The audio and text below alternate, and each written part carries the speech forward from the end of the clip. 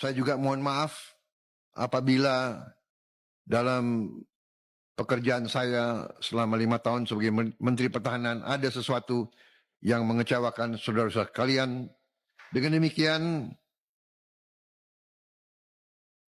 saya mohon diri kepada saudara-saudara atas nama seluruh Kementerian Pertahanan Republik Indonesia.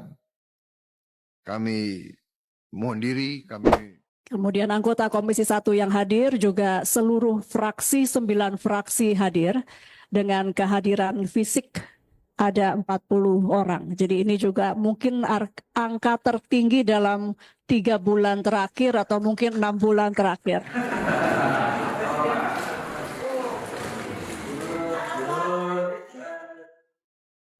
Situasi dunia saat ini dalam keadaan yang tidak baik-baik saja.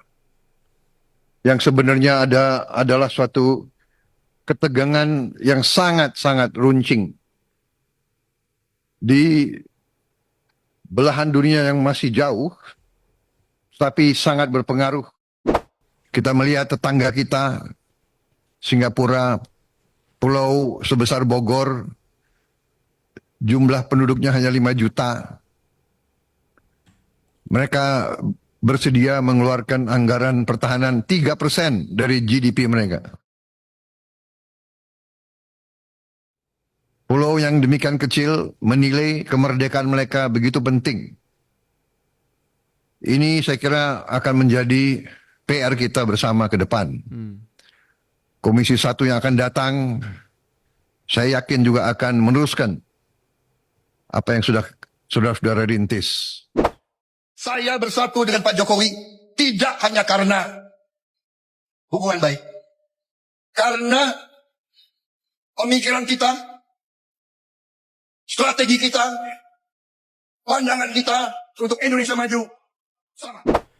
Ada satu momen yang begitu baik kita lihat bareng-bareng. Momen baik ini adalah momen di mana Dewan Perwakilan Rakyat sebagai wakil kita nih itu benar-benar mengapresiasi, kemudian ada respon positif dan nuansa yang begitu hangat yang ditunjukkan ketika didatangi Prabowo Subianto, Presiden terpilih Republik Indonesia untuk 2024 sampai dengan 2029. Momen ini terjadi ketika ada sebuah rapat yang dihadiri Prabowo yang masih menjadi Menhan, seragamnya masih Menhan nih, tapi kita sama-sama tahu lah Prabowo adalah presiden terpilih gitu kan. Datang menghadiri rapat dengan para anggota dewan.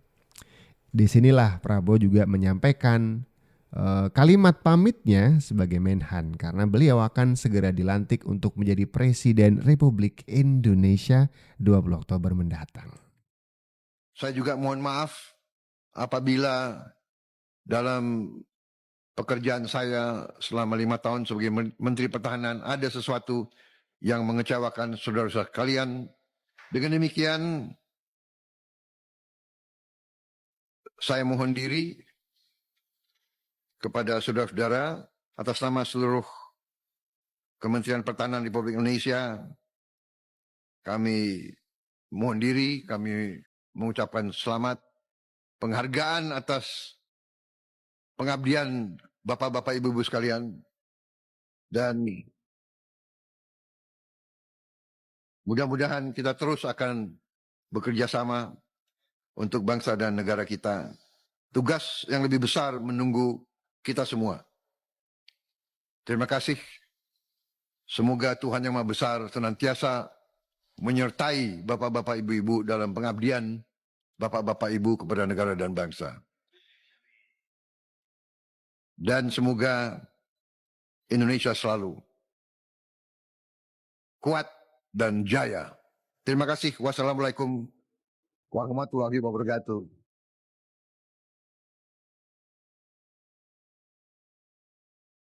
Standing ovation ya, begitu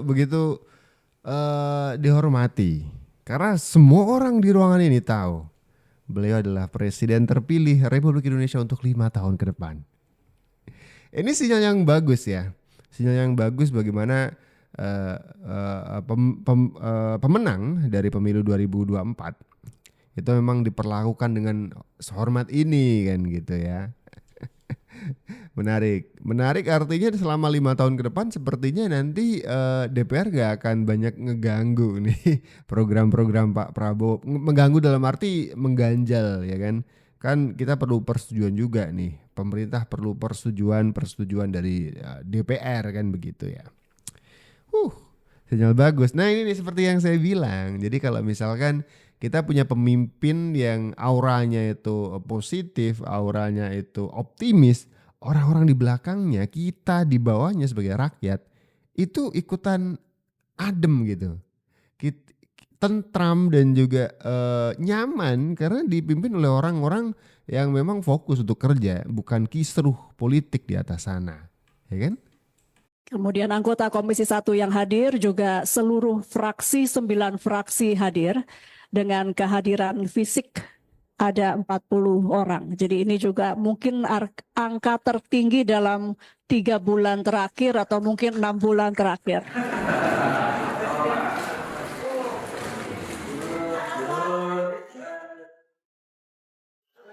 Dikasih bunga.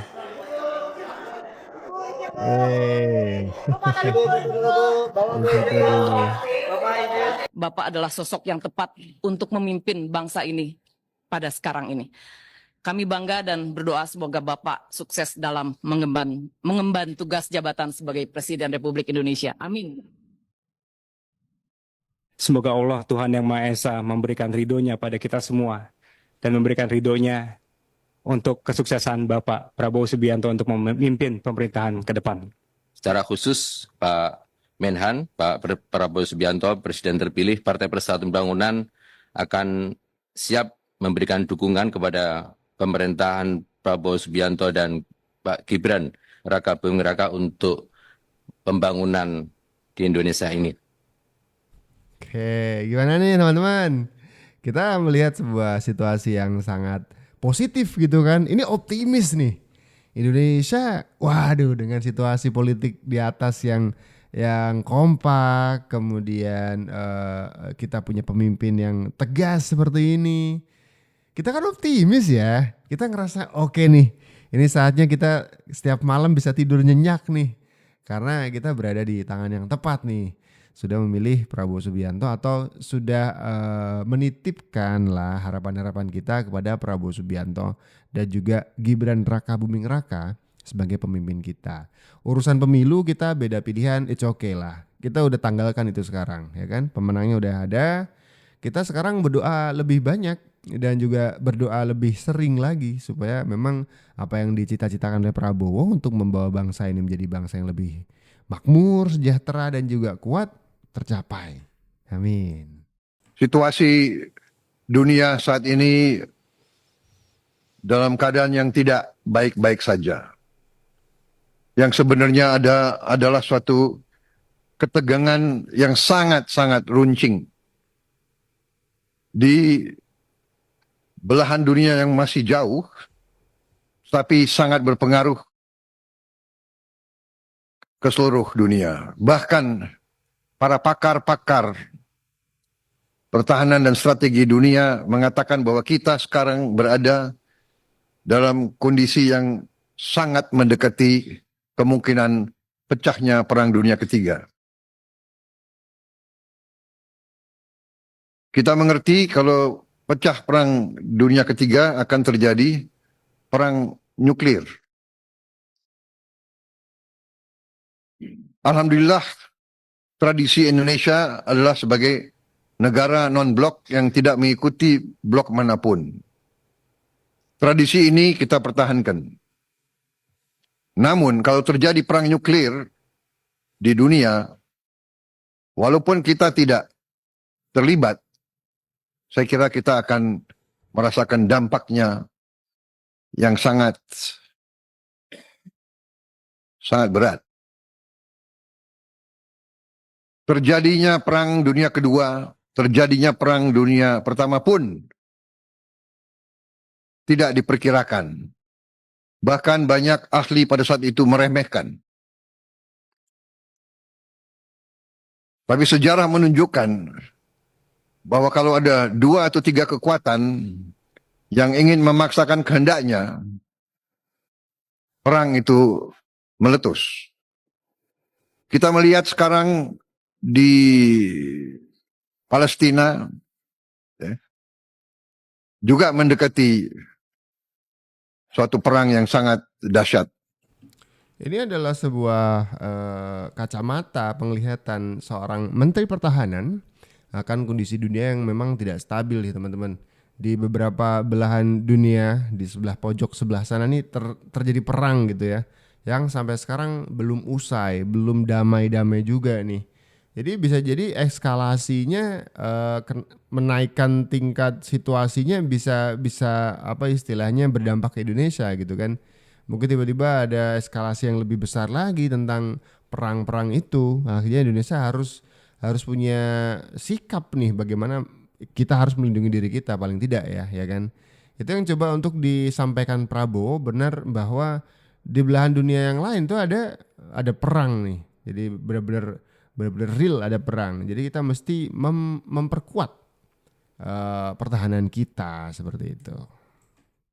Kita melihat tetangga kita, Singapura, pulau sebesar Bogor, jumlah penduduknya hanya 5 juta. Mereka bersedia mengeluarkan anggaran pertahanan 3% dari GDP mereka. Pulau yang demikian kecil menilai kemerdekaan mereka begitu penting. Ini saya kira akan menjadi PR kita bersama ke depan. Komisi 1 yang akan datang, saya yakin juga akan meneruskan apa yang sudah saudara rintis. Kami dari Kementerian Pertahanan ingin mengucapkan terima kasih yang sebesar-besarnya atas kerjasama. Walaupun di awal-awal cukup menegangkan, tapi saya kira ini bagian dari demokrasi. Kita harus siap untuk menghadapi wakil-wakil rakyat.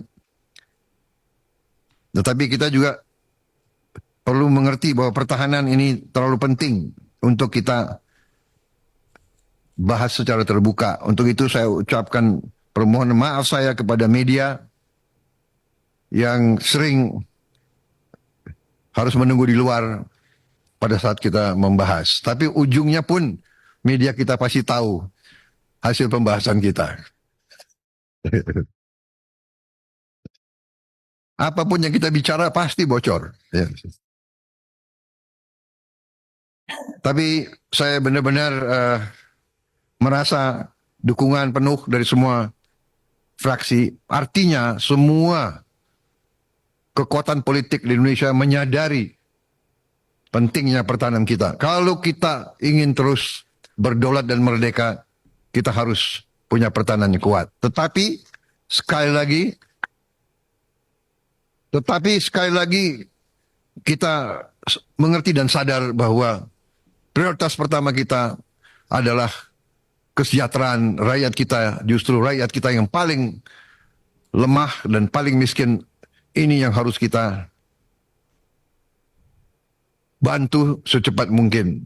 Oke, jadi dalam konteks sebagai Menteri Pertahanan, Prabowo ingin memberikan ilustrasi bahwa negara dengan luasan kecil sebesar Singapura saja, mereka punya komitmen yang begitu tinggi untuk mengupdate selalu pertahanan negara gitu ya, alutsistanya, strategi-strategi pertahanannya, dan juga penanganan-penanganan yang terkait dengan pertahanan negara gitu. Makanya ini ilustrasinya Singapura aja segitu nih fokusnya atau seriusnya membangun pertahanan negara. Nah kita juga sebagai negara yang besar, kepulauan ya kan tidak bersatu di satu pulau gitu kan, terpisah lautan gitu. Jadi kita mesti sesolid itu gitu, atau lebih solid lagi mungkin untuk mempertahankan negara ini dari orang-orang yang punya niatan merongrong kedaulatan Republik Indonesia, kan begitu ya. Saya bersatu dengan Pak Jokowi tidak hanya karena hubungan baik, karena pemikiran kita, strategi kita, pandangan kita untuk Indonesia maju sama. Ideologi kita sama. Ideologi kita sesungguhnya adalah cita-cita seluruh bangsa Indonesia. Cita-cita Bung Karno dari sejak awal Indonesia berdiri di atas kaki kita sendiri. Sekarang mau dipecah belah. Hanya dengan persatuan di antara kita. Kita akan hadapi semua. Hati-hati kalau kita bicara Freeport, sekarang bukan miliknya Amerika.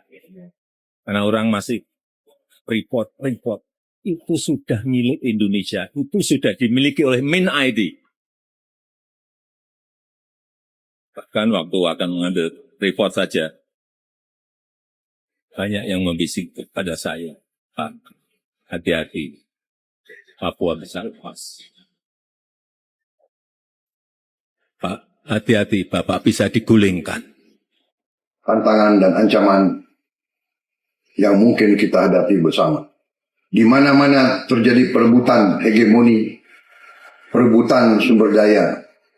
Untuk itu, semakin penting kita bersatu. Semakin penting kita tidak dihasut dan tidak dipecah belah oleh kekuatan-kekuatan tertentu. Mari kita bersatu, mari kita rapatin barisan. Bersama-sama kita raih kemakmuran dan kesejahteraan. Kita hilangkan kemiskinan dari bumi Indonesia. Tuh, satu statement persatuan yang diyakini oleh Prabowo sebagai bentuk pertahanan juga nih, salah satu. Ya gimana kita mau bertahan kalau dalam negeri aja kita udah saling caci, saling hina, tidak akur satu sama lain. Gimana kita mau mempertahankan negara ini dari luar kalau dari dalam aja udah rusak kan gitu ya. Nah ini coba untuk digambarkan oleh Prabowo bahwa beliau dengan Pak Jokowi itu udah erat sekali. Gak usah nyari ide buat memisahkan kedekatan, kesolidan antara Prabowo dan juga Jokowi.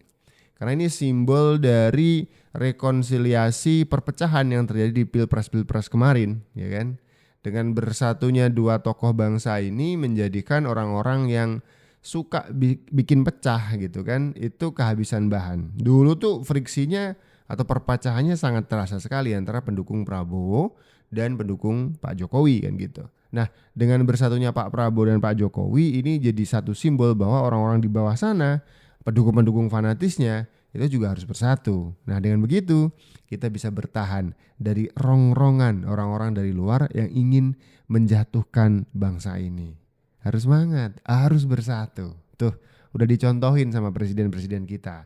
Baik presiden yang akan habis masa jabatan maupun presiden yang mau dilantik. Kompak dan solid. Kita mesti begitu juga nih. Ya kan? Setuju dong.